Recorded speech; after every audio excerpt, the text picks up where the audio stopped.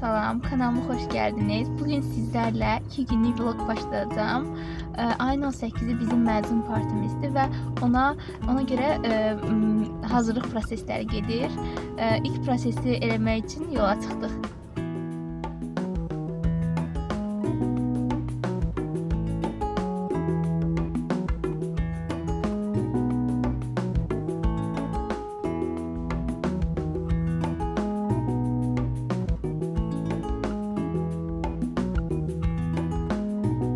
Stüdyoya gəldik və orada çəkdiyim şəkilləri göstərirəm.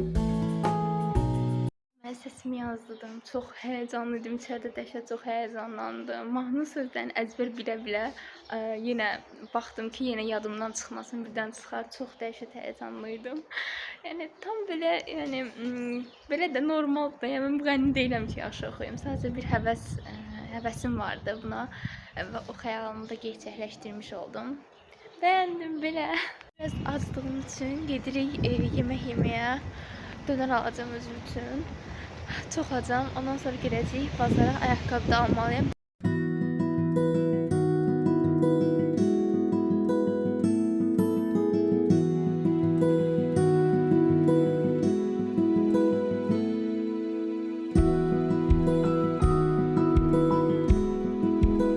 Ayaqqabı aldım. Evə gedəndə göstərəcəm. Çox qəşəngdir. Saat 12'ye qalır. Mən duşdan çıxdım, saçımı quruladım. İndi saçımı darayıram. Sabah həqiqətən çox özəl gündə çox həyəcanlanıram. Görək necə olacaq, dəhşət çox həyəcanlıyam. Belə saç spreyim var, bunu vuracağım. Çox gözəl qoxusu fırçılıram. Dəhşət gözəl qoxu verir. Dəfə darayım. Çox gözəl qoxusu var. Daha sonra Faberlic markasına ait bu kremdən istifadə edirəm. Üst kremi həqiqətən çox qəşəngdir. Artıq bitib. Amma çox gözəldir, çox bəyəndim. Belə bakım videomuz bu qədərdir. İndi əlimə dırnaq eləmək istəyirəm. Çünki bütün qızlar orada dırnaqları olacaq. Amma mən taxma dırnaq, yəni mən uzun dırnaqda gəzə bilmədiyim üçün düşünürəm ki, taxma dırnaq ən gözəldir. Dırnaqlarım bunlardır. Bunları da səhv etmirəmsə Temudan əldə etmişdim. Cəmi bir dəfə istifadə eləmişəm. Düşünürəm ki, ikinci istifadəyə də yararlıdır. Sadəcə dəhşət uzun proses olduğu üçün sizi bunu bölüşməyəcəm. Hazır olanda sizə göstərəcəm. Belə.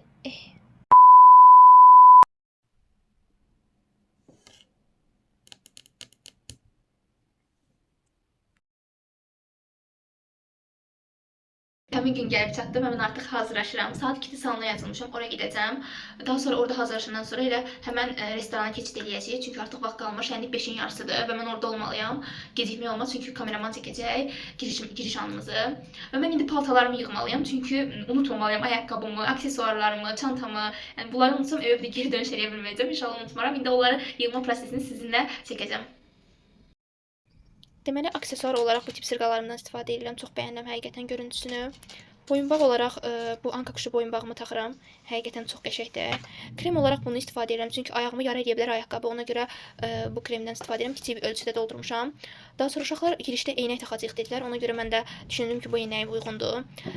Parfüm təbii ki. Bir də pəri tozu.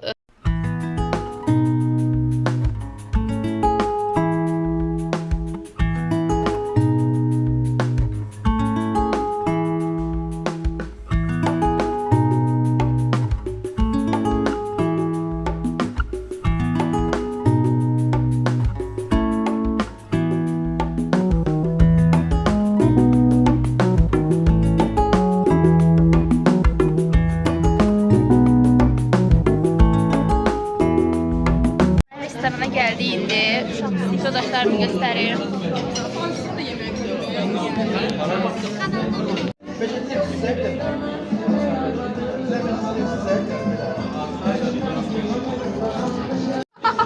Neyse ama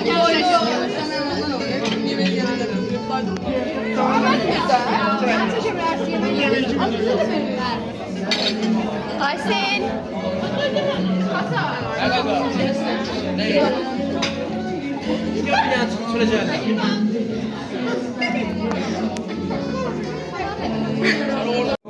Nem salatamız var uşaqlar. Tamam. Var. Burada var. Oğlanlarda da yaşıyor.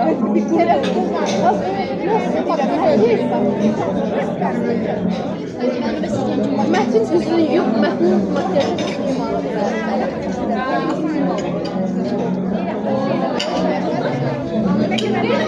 Tam orada yemək yer, amma bizim qızlar şəkil xəstəsi olduğu üçün şəkil çəkirlər. Buradan ayrılmaq səncə Leyla necə hisdir? Çok üzüldüm, çok pis oldum yani. Çok ayrılmaz. Yoxsa şübhəli? Yaşlı geldi. Tamam. İnandım tamam. Məktəbdən ayrılmaq sənə necə hisslər buraxdı? Məktəbdən ayrılanda. Ben bu anı gözlüyordum ama üniversite daha pis olacak. Ona göre ağlayıram biraz. Çox sağ ol. Beterin de beteri var. Zümrüt xanım da gəldi. Maşallah, gözəllik. Kukla qız, kukla. Zümrüt, məktəbdən ayrılmaq necə hissdir? Bomba kimi. Səncə məktəbdən ayrılmaq necə hissdir? 10 yıl sonra tezden gördüğümüzde hamı müxtəlif bəsə sahib olacaq. Biraz möhkəm danış da. 10 yıl sonra hamı tezden gördüğümüzde müxtəlif bəsə sahibləri olacaq. Müxtəlif insanlar olacaq.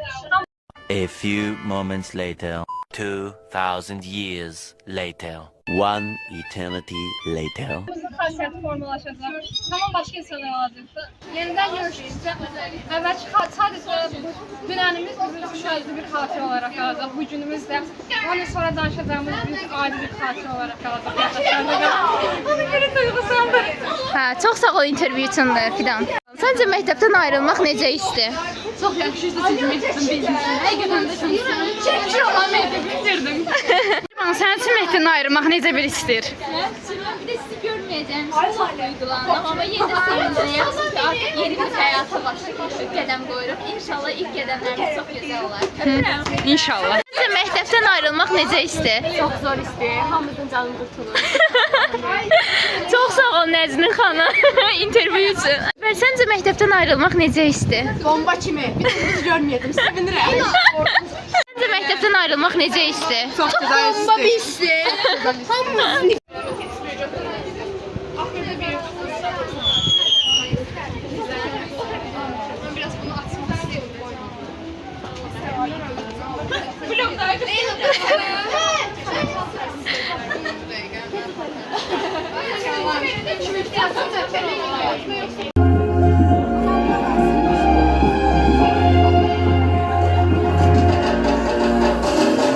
Gel ispardım gel bir teslim edeyim. Sana bağrımdan yetmer yüreğimden sen hiçbir şey kalanımda. Gözlerim görmez ki başka birini. Seni aktarıram hislere teslim oluram yine de ben sana bağlanırım.